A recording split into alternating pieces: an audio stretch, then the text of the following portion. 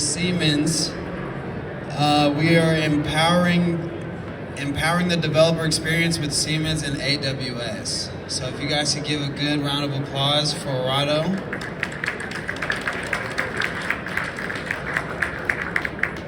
Good morning, everyone. Is this working well? Yeah.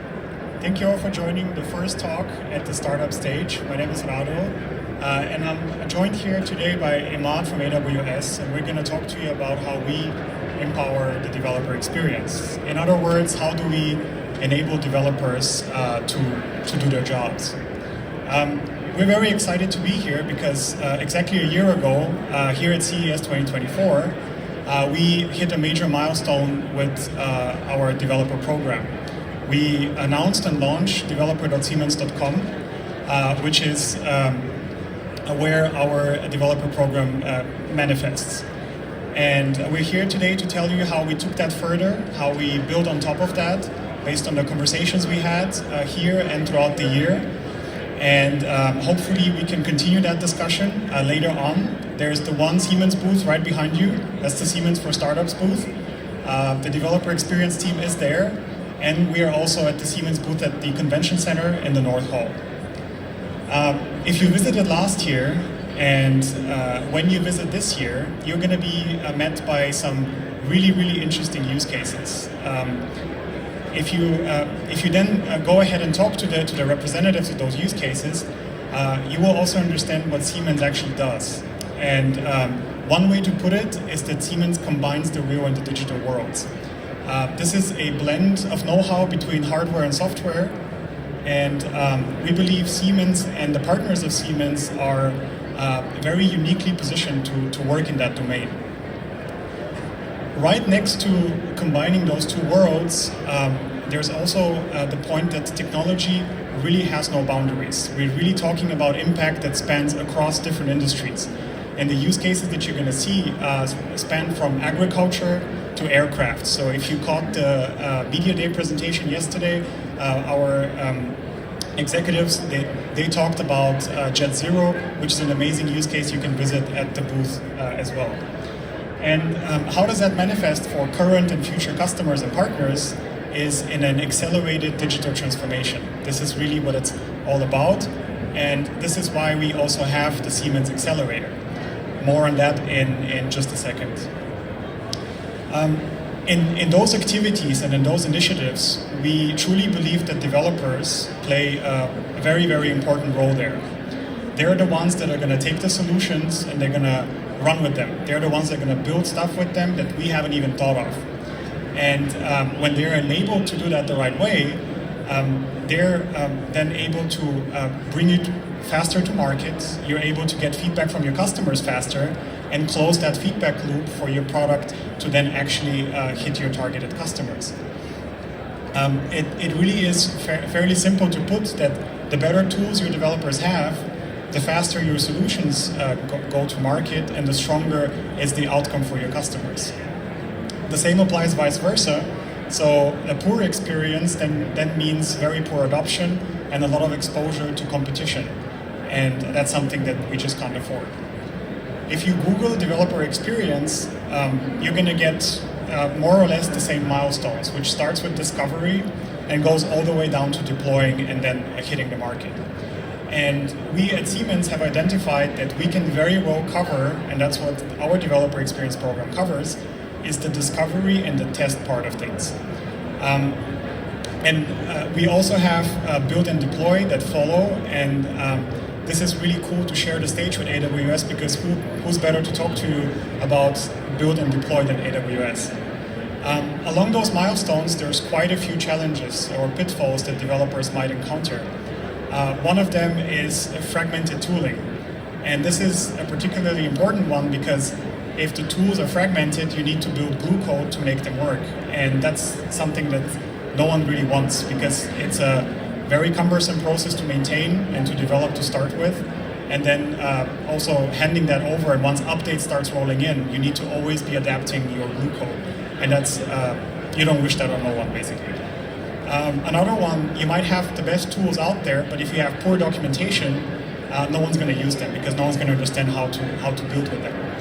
And last but not least, and my list here is not exhaustive, but limiting access to those interfaces and to those tools is something that's going to taste even more bitter, because you might let the developers think that they can work with that, but if then they realize it's a bait and switch, they might be very, very disappointed, and it might leave a very bad impression of your solutions.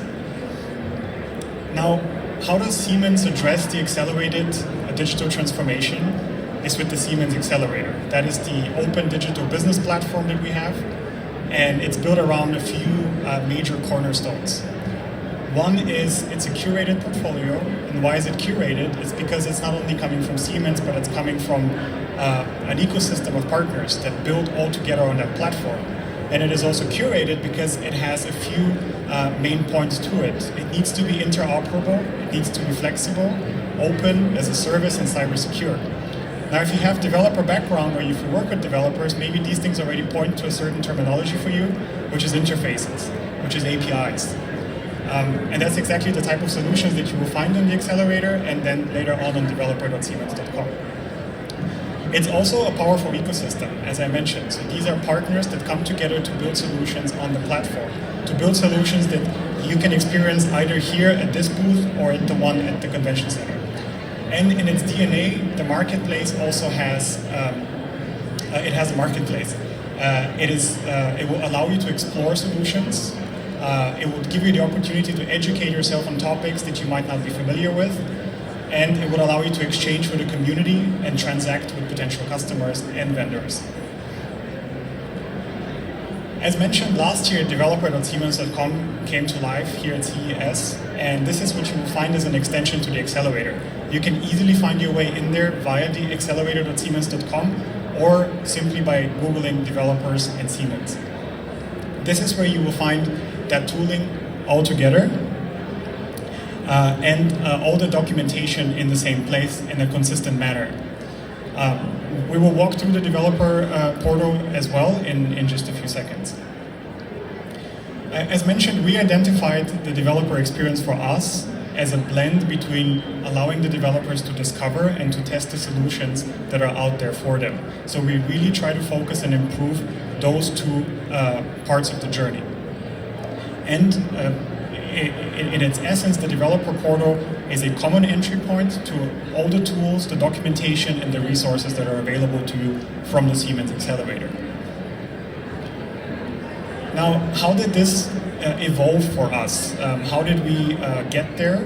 Well, it started with, first of all, making it available. It started with providing access to the tools and saving the developer time to go out and search different developer portals, different resources to make sense out of everything. As I mentioned, fragmented tools and poor documentations are the enemy here. We then went further with onboarding the right documentation, with curating that to the portfolio of the Siemens Xcelerator, making it consistent and easy to understand for the developers so they can make the most out of what's available to them. And of course, onboarding not only the documentation, but onboarding the developers that are going to work with that, making sure that they can do that. And how does that look today in its final wave that we're going to show today, is that you have direct access to those tools and to that documentation, as well as direct access to test credentials. This is something that allows you to move from the discovery to the test very, very quickly and allow you to finish that journey in the best way that you see fit. It allows you to interact with the community, but also with the teams behind the solutions. And you're going to see what I mean there as well in one more minute. And most importantly for us, it's also a very transparent process for developers. They see what happens on our side and they see what happens on their side, and it's very easy to follow. Now, how does that manifest, and what are we talking about today is the developer dashboard. That is not something that you need to bookmark in addition or remember another domain. It still lives within developer.siemens.com and within Xcelerator.siemens.com. And it only comes to life whenever you need it. It's seamlessly integrated. We will walk through that in a few seconds, but I also want to stipulate here that the demo that we have is not exhaustive because it won't fit the stage timing that we have. That's why we have a team at the Siemens for Startups booth that's going to show you how we go from finding the solution to having an application with that solution, So again, very transparent, as well as at the Siemens booth at the Las Vegas Convention Center in the North Hall.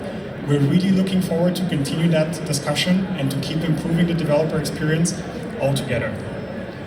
Now, as promised, there's a short walkthrough, and then I'm going to hand over to Emad to close the developer journey.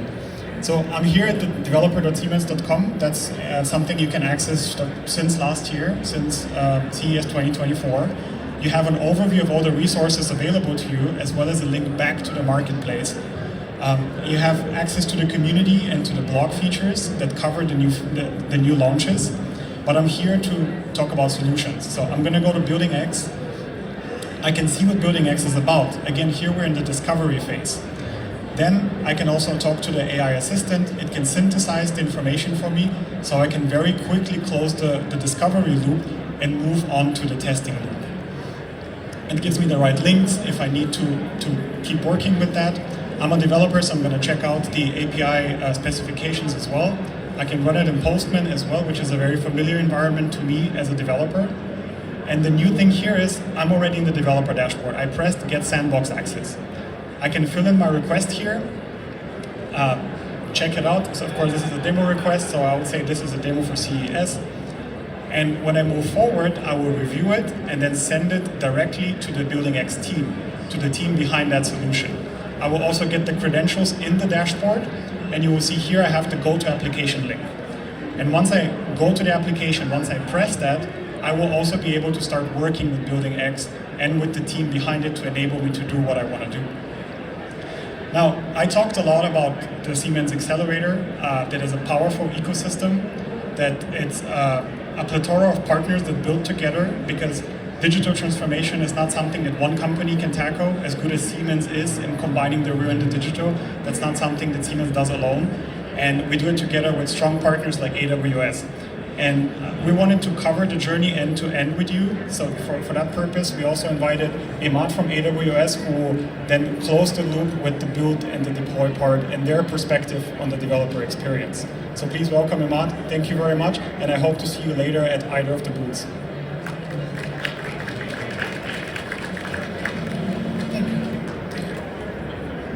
All right, my name is Emad Mankbadi. Good morning, everyone. I'm a principal partner solution architect with AWS. Before I became an architect, I was a developer for 2 decades. Today, I want to share with you my experience in AWS as a developer and how we take the same approach as API, as Siemens Xcelerator platform. So can you raise your hand if you're using AWS service today? Nice. I see more hands. All right, so today we have more than 240 plus services on AWS. And we keep adding more features and more services almost every week. So to summarize some of the services and the categories, we have big data analytics, we have compute resources, we have storage, different kinds of databases, machine learning, and many others like IoT.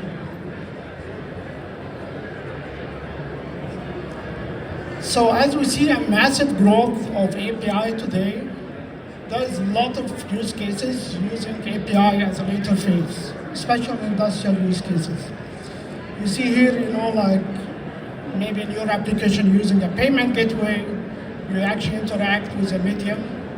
You interact also with the social media services. You can also interact with a chatbot in your application through API. And also, Siemens Xcelerator, as Rado explained, uses API as an interface. In addition to that, if you're using AWS generative AI services, we provide you with an API interface to access our services. But in addition to that, if you create your own,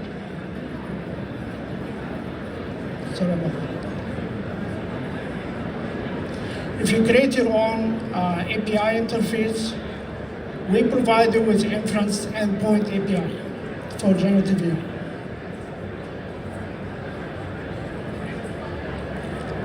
But now there is a challenge. As a producer, if I'm actually going to generate more APIs today, that's going to add more complexity. The complexity relies first on scalability. You need to scale n numbers of APIs. You need to make sure that's reliable, secure, and have different kind of secure access to the API.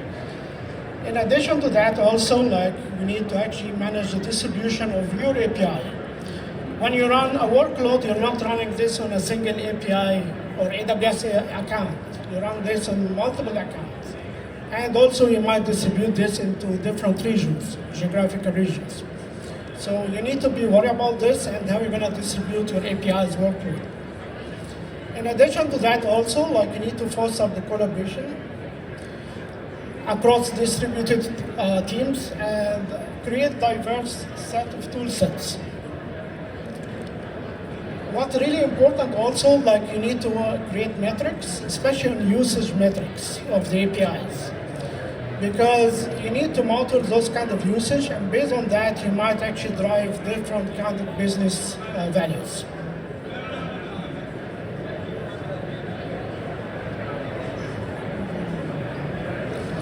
We have a large set of development tools on AWS. First, with the IDE integration, we do have integration of our AWS toolkit with Visual Studio, with VS Code, also with IntelliJ from JetBrains.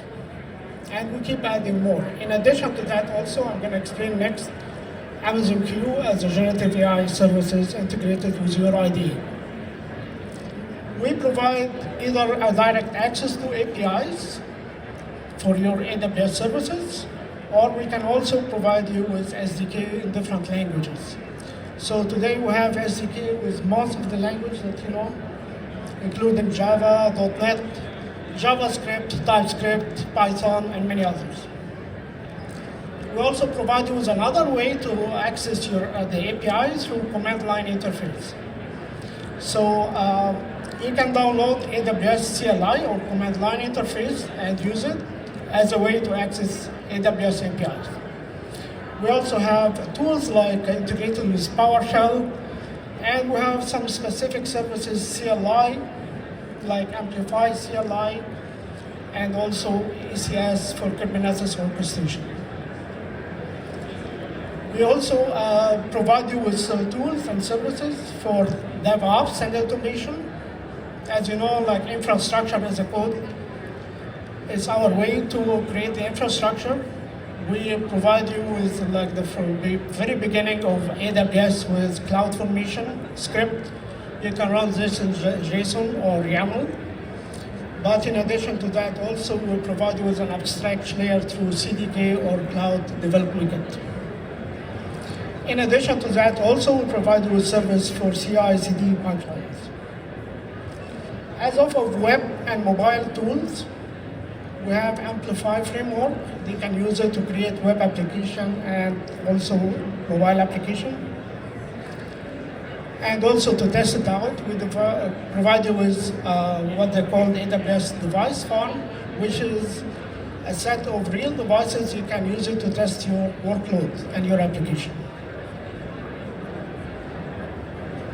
So how do you access AWS API? So there's a couple of ways, either indirectly or directly. Indirectly, if you have an AWS account, you got the credential, you open it through the AWS Managed Console, and you can invoke any AWS services based on your role. In addition to that, also, you can use command line interface that will simplify the API calls through a command line. Third option is through the SDK. You can write those kind of functions to abstract the API calls within your application in multiple languages. And last but not least, you can access this directly through an API call. If you know how to do a REST API, then you can use just in your code directly, or you can use a Postman as a third-party tool. Here is an example of Postman. As you see here on the screen, I provide the Postman with access and secret key to generate what's called signature version 4. So what is signature version 4? It's our signature to access the API. And basically what it provides you is a signature that can be added to authentication header on the HTTP code. So to get the signature version 4, there is libraries to generate it, or you can use Postman as in this example. You provide with access and secret key, and also you provide with the session ID and also the region. And this Postman will generate you the signature version 4 to access the API. So how do customers look for an API portal today? As Rado explained, Siemens Xcelerator provides you with a full kind of an API portal. So I'm going to look at it, from different persona. One as a publisher, I need to create a centralized view of all API products. So consider this as your API catalog. I'll be able to easily navigate through this API products, and also as a publisher, I need to help my customers to subscribe to those API and have a full control on the access, have an approval or revoke any access. In addition to that, I need to have a usage statistics for my API calls. And that's extremely important because I would like to know who's using this API, which customer, how many times he invoked this API, and maybe which region invoked the API more often. As a consumer persona, first of all, when I look on API, I would like to have a full spec of the API's documentation. It could be also useful to have some examples about the request and the response results. And in addition to that, it's good to have a self-service to subscribe or unsubscribe to any of the API. Also, it's good to have a demo environment to test out the APIs. And of course, it's nice to have forum and blogs so you can improve the APIs through some feedback from the consumers.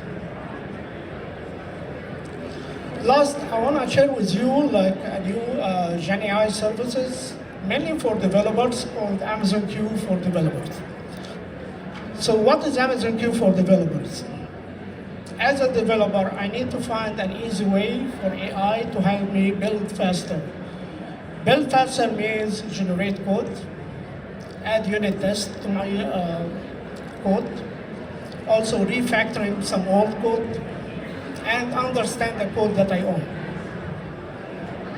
With Amazon Q, it's provided you with a chatbot integrated with ID, and this will help you to chat with the AI to generate code, create unit tests, explain a code, so you can highlight some of the code and ask Amazon Q to actually explain this code to you. But in addition to that, it also helps you to operate on AWS. So you don't have to write a CloudFormation script from scratch. Amazon Q can also help you to generate CloudFormation script or CDK and manage your AWS resources. And then recently also it helped you to do a transformation. So let's say I have an old code with a .NET and an old .NET library. With Amazon Q, you can transform from old .NET to a new .NET, or from an old Java code to a new Java code. And then at least also it helps you to generate or create easily generative AI application. With that, I'm going to hand it over to Rado.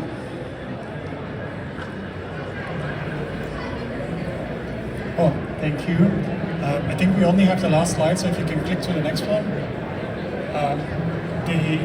One thing that we would like to ask you is to continue the discussion, to keep talking about developer experience, so that maybe next year we can come and show you how we made it even better based on your input. So thank you very much. Talk to you later and have a good day. Thank you.